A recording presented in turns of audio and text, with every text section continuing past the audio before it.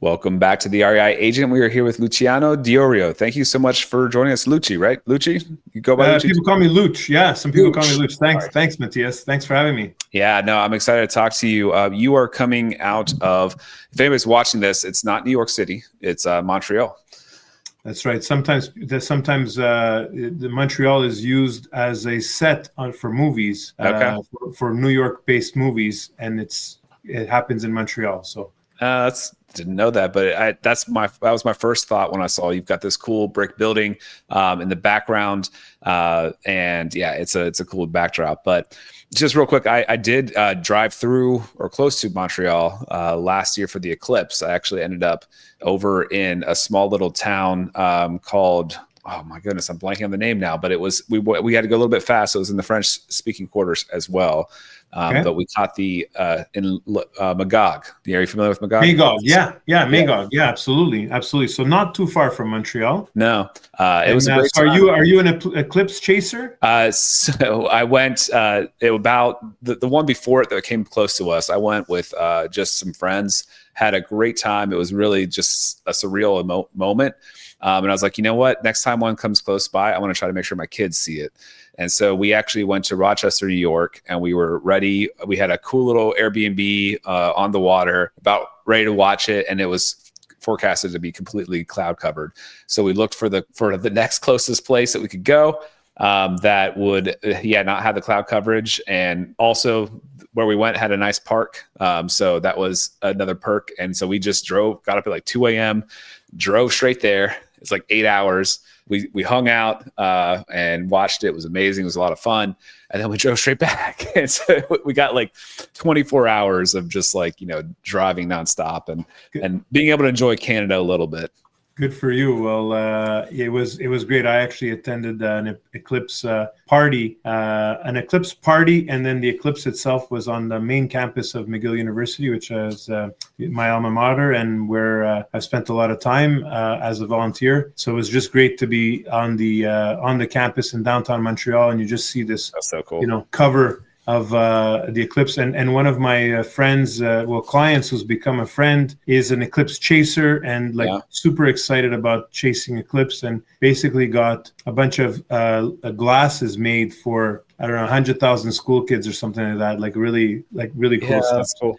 I mean, especially if it's coming through some like your own area, your own home backyard. Exactly. You'd want to make sure that people are able to experience it. And we have dreams of living in Spain in the future, and there is one coming through next year. So we've thought about scoping out Spain and chasing the next eclipse, because why not?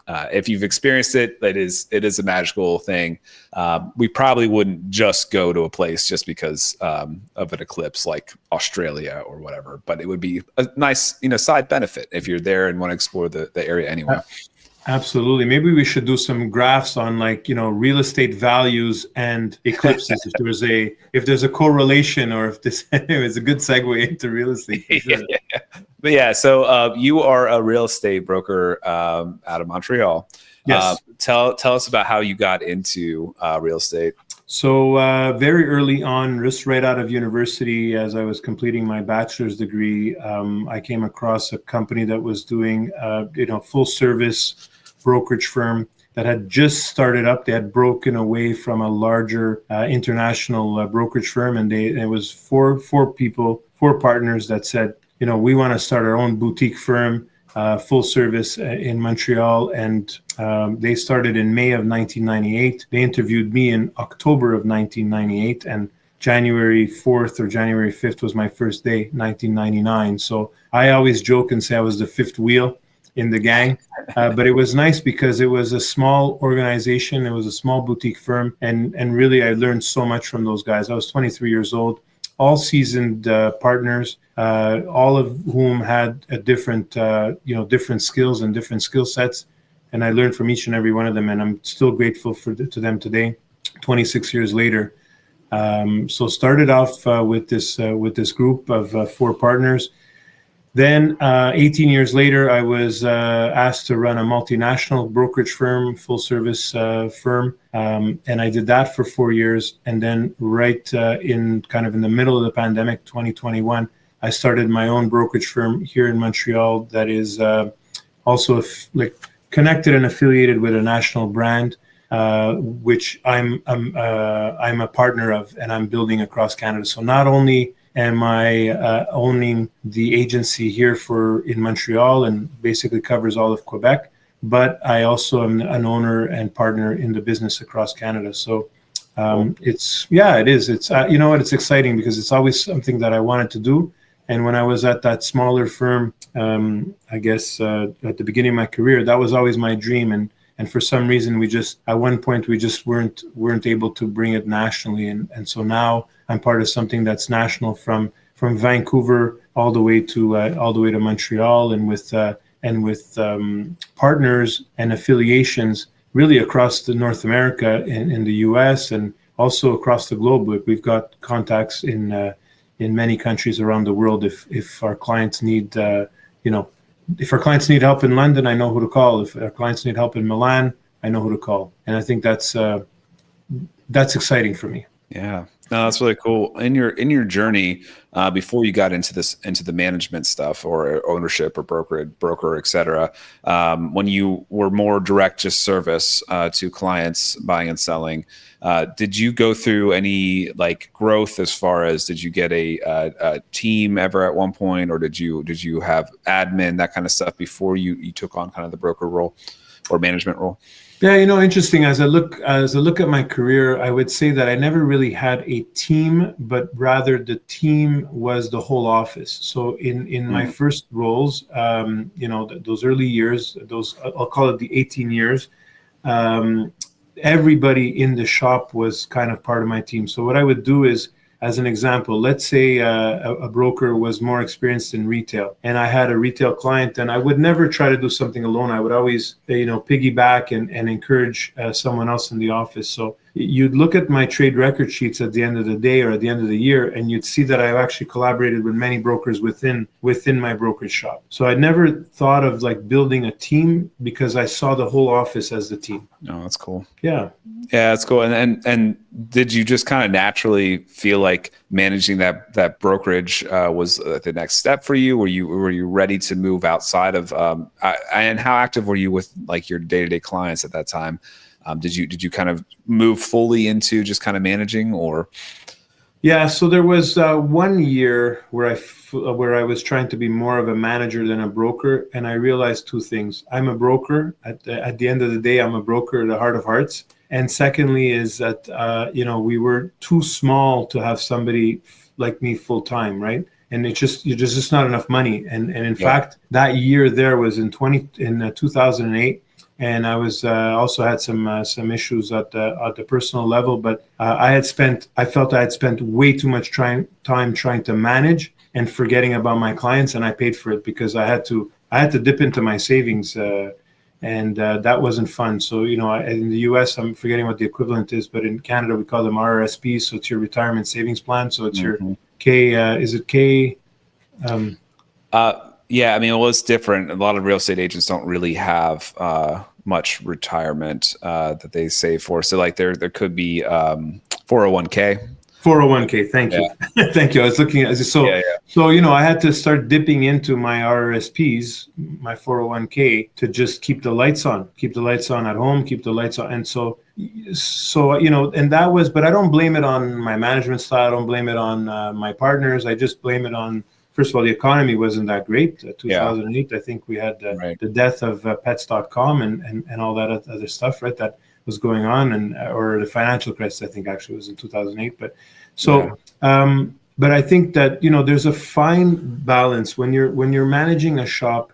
We were becoming the biggest of the small agencies. And that's not a great place to be. When you're the biggest of the small and the smallest of the big, there's a fine line there where you have to start investing into the company, and you have to start investing in people that are going to run the place on a full-time basis. So that's been my experience. But I love it. I enjoy it. I think that I naturally gravitate to just wanting to make things better or be more efficient, or so I naturally gravitate towards these situations. Sometimes I wonder why, but yeah. Okay, that's cool. And we talked a little bit off air about the kind of the importance of kind of maintaining yourself and you're trying to keep that holistic approach to life with real estate. So tell us a little bit about what you have found to be important for you as you have gone through these different seasons. Yeah, absolutely. I think that there's no, look, there's no magic formula. There's no, also, it's not a straight line, right? I think the journey, it's a journey. And so I could tell you, and I'm happy to share this with your listeners is, at one point in 2019, I had reached 300 pounds. And I was trying to figure out like why did I, what happened? How come that happened? And I was then guided by a great coach, a great nutritionist, friend who basically got me on the right track, and I lost 100 pounds that year. Wow! So I went from 300 pounds to 200 pounds, and I felt great, and it just changed my whole life. Pandemic hit, and I started taking on some weight again, and now today, I guess we're 2025. I've taken on, I'm not at 300 and I'm not at 200, but I'm working on getting myself back towards a healthier lifestyle, because I think, life happens, and there's some people that are emotional eaters. There's some people that are, they get into all kinds of other things. For me, it was about, eating and not eating healthy. So I'm readjusting myself, and I'm also giving myself goals. As an example, I'm looking at doing a half marathon in March of next year. Nice. And so that's, to me, that's like when I'm reaching for that extra cookie, or I'm reaching for something that I know is not good for me. I think that's what helps me going. And I know the struggle that brokers have, as real estate agents, we go through highs and lows emotionally. And anybody who doesn't go through that, I mean, I don't know if they're telling us the truth or not, because it's just because we like the highs, right? We like I think most brokers like the chase. They like the thrill of the chase, or the thrill of like completing a deal. And sometimes you're working on transactions where they don't go so well, or they explode or implode on you, and so people take it out in different ways. And I think that we need to recognize that as brokers. And also, if you're a manager of an agency, I think it's so important that you do offer programs to help your brokers health wise. If it's giving them a gym membership, if it's having a gym accessible in the building where your office is, or even in your own offices, allowing for healthy breaks. And because I think that old school mentality of like you've got to work 70 hours a week and drive, I think that it makes for unhealthy environments. Yeah, I totally agree. And it's at the end of the day, what's the point? I always look at I always laugh, and I try to remind myself every day. And I know that I'm not, I'm not perfect on this, but when you get on a plane, they tell you put the mask on yourself first before trying to help others. And I think we're in a business where we're trying to find solutions for people. We're always trying to solve other people's problems. And so I think it's natural for us to like not necessarily worry about our own problems, but worry about everybody else's problems. But it's hard if you don't put the mask on yourself first. And I'm really making an effort right now. I'm working out like 5 days a week. I'm eating healthier. Nice. And I feel better. Which allows me to help my clients better. I'm not feeling sluggish. I'm not feeling tired, and so 100%. There's a supplement I take every once in a while that is meant for stress relief, and I don't take it very often, but it's got stuff in it like probably ashwagandha and valerian root and all this stuff. And it's the reason I bring it up is because there's times where I feel like I know I'm really stressed out, and when I take it, I realize how much more I can focus when I relieve that stress a little bit. And I think exercise and having a clean diet and stuff is definitely very, very helpful to having that battle with stress, like to combat that. And oftentimes we want to do things that really just make it worse too. We want to, if we're feeling stressed out, we want to, just grab something easy to eat. Exactly. Make us feel sluggish. Grab drink something when you get home. Drink some alcohol or whatever, which is probably gonna make the day worse. And our society, like, is built around, like, fatty foods, sugary foods. Like, if you're having a birthday, we celebrate with a birthday cake. We don't celebrate with birthday kale. Nobody has birthday kale, right? You have a birthday cake, which is sugar, which is, like all the good tasting stuff in the world, but in everything in moderation, right? And so I think that, recognizing that and knowing, because it does make you sluggish. And I'll admit this to you, that, and hopefully my mom is not going to listen to this show, but as a Canadian of Italian heritage, I'm less on the pastas these days, so definitely don't tell her. Yeah, no, we won't say it, but so just because for me, I have to scale down, so I have to let go of that for.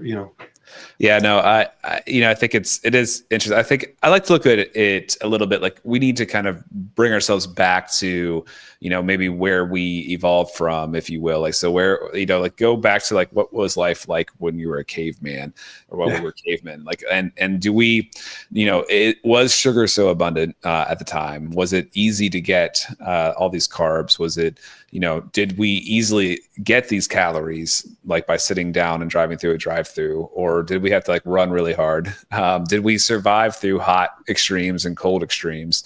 And I think all those things are important to we have to self-impose them onto ourselves, because we are in a society that is basically trying to solve all the pain, all the suffering, all that stuff is supposed to make everything easy. And that's like the dream, is that we just want everything to just be like nice and easy. But in reality, we're a lot happier. We're able to think more when we have exerted ourselves physically, when we have eaten what our body actually needs and not what it craves.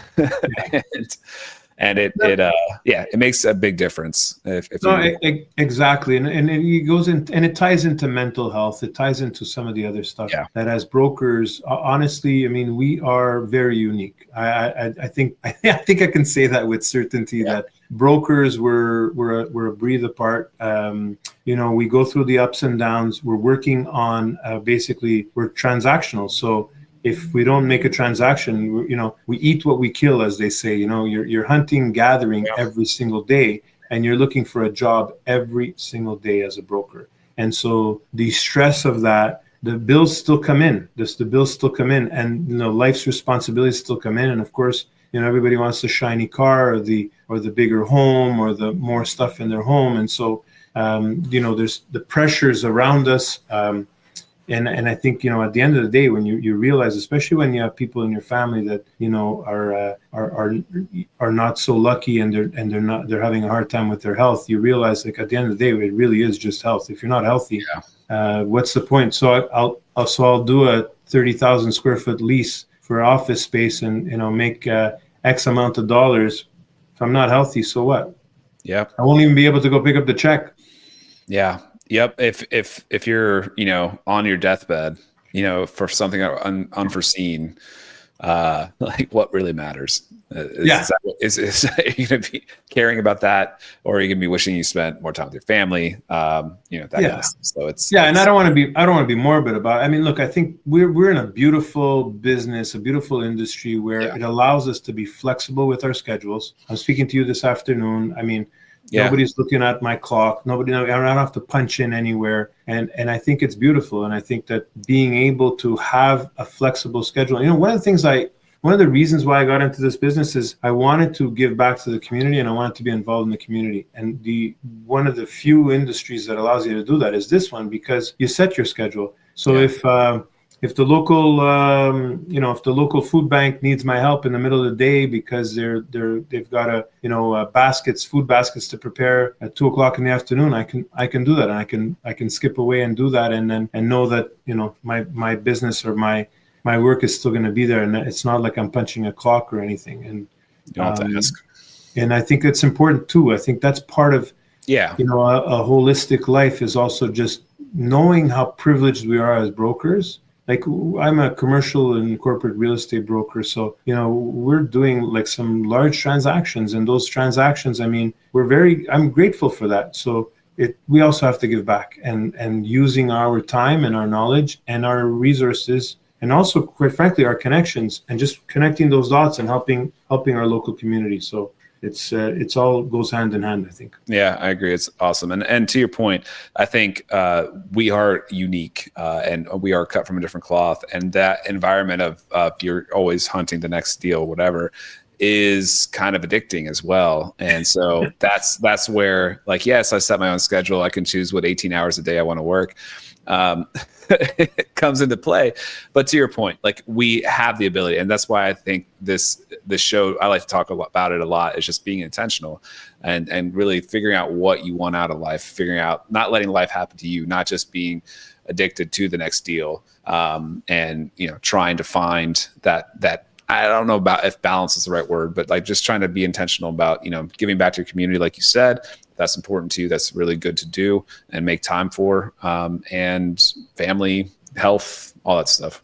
Yeah, no, absolutely. And I just one other thing, I just want to mention that, sometimes I have young brokers come to me and say, I see your CV and you've been involved in so many different things and on so many different boards and not-for-profits. Like, I want to get involved in not-for-profits. So I look at them and I say, well, what are you passionate about? I'm like, I don't know. I'm like, okay, so if you're going to get involved with a not-for-profit just because you want something to pad your CV, then you're taking this all wrong. Your approach is not the right approach. Your approach should be, I care about dogs, or I care about children's, like some sort of a cause, whatever that cause is. And it doesn't have to be like the most altruistic cause you can think of, but it just, what is your cause? What do you want to do and that time that you have to give to the community, then do it. But you have to be passionate about it, because you'll be sniffed out right away, man.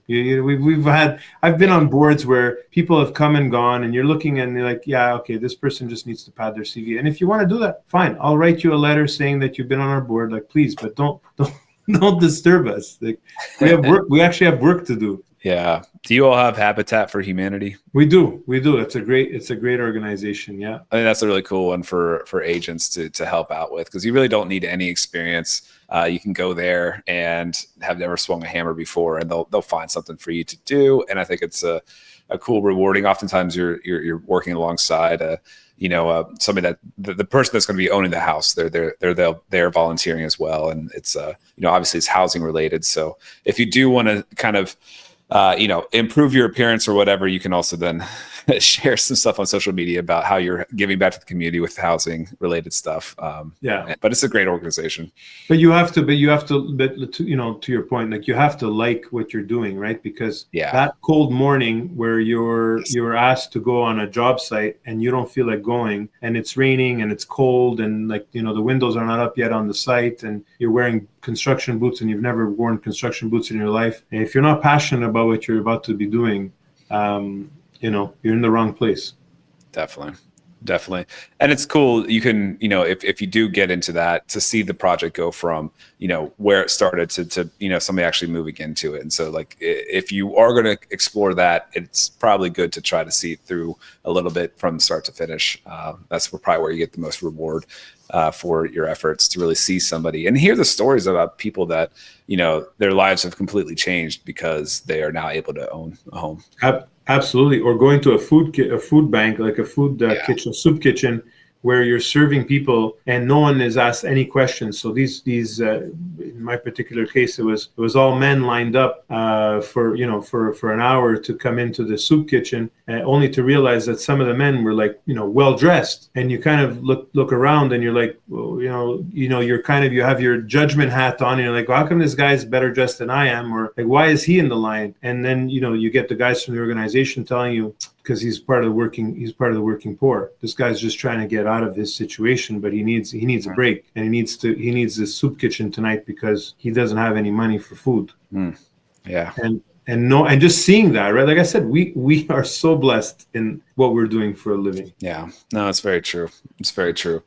I'm curious if you, when you're dealing with newer agents and stuff, how do you give any specific advice to them about weathering some of the storms. Like I think, there's a lot of stress and big or some of the problems that we see them go through seem like small problems now, right?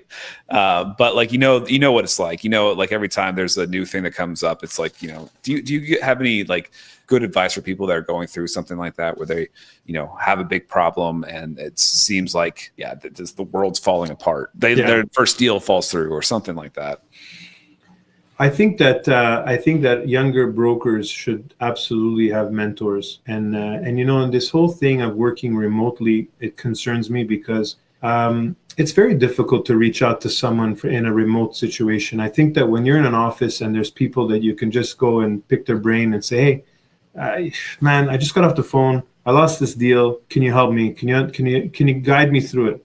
And it's not necessarily natural for people to, pick up the phone after a bad call and reach out to their mentor if they're not in the office. So I think that it's important that offices have a mix of people that can interact. And the water cooler talk, I guess, is what we'll call it. Yeah. It's just being there to guide these younger brokers, because we've all been through it. I still go through it. I had last week, I had something implode on me, and you got to, kind of dust yourself off and like, okay, like next, like, let's go. So teaching, then sometimes you do have to teach that grit, we call it the grit that you have to tell people to keep going, because in a world of like everything is instant gratification and everything is like, it looks so pizzazzy, right? Like everything is like, HGTV. Yeah, exactly. Like, so everything looks like it's all easy and simple, but you speak to those people and they'll tell you like it's not simple and it's not easy. And so I think just being there for brokers and giving them the advice of like, look, you're going to call 10 people. You're going to have one person that maybe wants to speak to you. So then you call 100 people, and that's 10 people. Of those 10 people that speak to you, maybe one is going to turn into a transaction. But so you got to keep going. You got to keep going, and just being present. I laugh sometimes because it's like, yeah, we give marks for participation. We give marks for just showing up, right? And really, like, I don't want to say it's 50%, but a lot of it is just showing up and being in the office with your colleagues and sharing stories and war stories and battles and showing battle wounds. Like, here, look at my wound today. Like, and I think it's important that we talk about it. And it goes into the mental health thing too, because if you're alone at home and you're dealing with like a rejection of a transaction or something just fell apart, it's a lonely world. Absolutely. And even, even if you're married, whatever, have a significant other and they're not in the business, they don't usually really understand what's actually happening, what you're going through. So it is really good to have that camaraderie. And I think it's super valuable to also when a new person is selecting a brokerage to kind of look for a culture as well. Should be a big part of what they're looking for. Because it could be lonely. It could be that your broker is virtual and really there's they're based out of a city 2 hours away, and you don't really have an office to go to, and that's a really hard place to start your business. Well, then then I would say my advice to those people, Matthias, is find yourself some mentors in the business world. Not necessarily brokers, because sometimes it's just if you're in a small community, you may be just the only broker or so on. But just surround yourself with entrepreneurs, because really that's what we are. And those entrepreneurs, I mean, they'll tell you, look, how many stories do we hear? They started in their garage, all of those stories. I think it's just reading those stories, knowing those people. I've had some great mentors in my career, and I'm so grateful for them. Some of them, unfortunately, have passed away, but now I'm becoming the mentor, right? And I'm happy to do it, but I still have mentors today. Yeah, it's so important. I think surrounding yourself intentionally with people, so people that are ahead of you, a place you want to be, a mentor, colleagues, and then people that you can help. I think it's good to have a good mix, and to also just weed out the people that are just negative and draw you down, bring you down. I think it's good to have the Neginellis. Yeah, definitely. I'm curious if you have a golden nugget for our listeners. I've got three. I don't know. Do you want one? No, let's go. 3 is great. Solve problems, be of service, so not just to get the deal, and look for opportunities in less obvious places. I I love would it. say those are the nuggets that I've always tried to live by in my 26 years in this business. We're problem solvers, right? People Yeah. come to us with might not be such a big problem for most, but it's a problem for the person that's coming to you. And so it's a matter of solving it in a way that you're of service to people. Because if you're not of service, then you're just like everybody else, right? Like you gotta be of service, and it's gotta be. And I know it's cliche, right? And I'm always careful, but there's one book that I really enjoyed reading, and I'm an avid reader, and so I've got plenty of books that I like. But this one book is the new gold standard, and it's basically the story of the Ritz Carlton and the service level that they give to their guests. And notice I called them guests and not clients, because that's how they feel when somebody comes into a Ritz Carlton hotel. They're a guest, they're not a client. And I think that living with that idea that these people that are coming to you, these companies that are coming to you, looking for you to solve their problem, you have to be of service to them, and the rest follows. The rest follows. I love it. You don't want to just have commission breath, right? You know what? You spot it a mile away. Like, think about the times when you're in a situation where you're a purchaser of a service or a product, and you feel that, yeah, this person's just selling me. I don't trust this person. I don't feel comfortable. I don't think they're telling me the truth. The list goes on, right? And I think it's just most times, we always say we got 2 ears and 1 mouth. In this position, we have to use our ears. We have to understand what the client wants, what they're looking for, and what their problem is, so that we can solve it. It's hard to give a prescription if you don't even know what the problem is. Right. No, well said. So is that the book then that you would recommend to read, or do you have another one? Yeah, I have plenty. So I would say yes. I would say if you're looking for some nuggets on customer service and how it's done well, and people that do it well, I would say that it's the new gold standard. It's by Joseph Michelli, and it's about the Ritz Carlton hotel experience. And I don't own shares, just as a full transparency. I don't own shares in the Ritz Carlton. But I do enjoy, if ever I'm in a situation where I can splurge for their experience, you can see the difference. But a hotel's a hotel, right? It's still a bed, right? You can go to the Best Western, or you can go to the Ritz Carlton. So Ritz Carlton had to figure out, how do we keep people loyal, and how do we keep people coming back, right? And wanting to spend X amount of dollars with us versus going to the Best Western. You'll still get a good night's sleep at the Best Western, I'm pretty sure. Yeah, no, totally. You're right, and it's kind of like one of the archetypes for businesses is like kind of is it the magician? I think it's like the Disney World kind of. It's all about the experience. It's all about, and I think that's definitely something that people can find ways of doing in this business, where you can make big deals, big celebrations, throw a party for your clients after they close, invite all their friends. I mean, there's all sorts of ways you can really enhance this experience and make it really feel like this magical process. And so I love it. I haven't read that one. I'll have to check it out. Yeah, no, and you know what, to the point of Disney too, that I've read many books on the Disney experience too. It's same spirit, right? But there's so many good books out there, and there's so many good examples in North American business of people that are just doing it right, and that they really do put the clients first, and they're not just saying it. I think of my own Disney experience when I went there with my family. I mean, it truly is.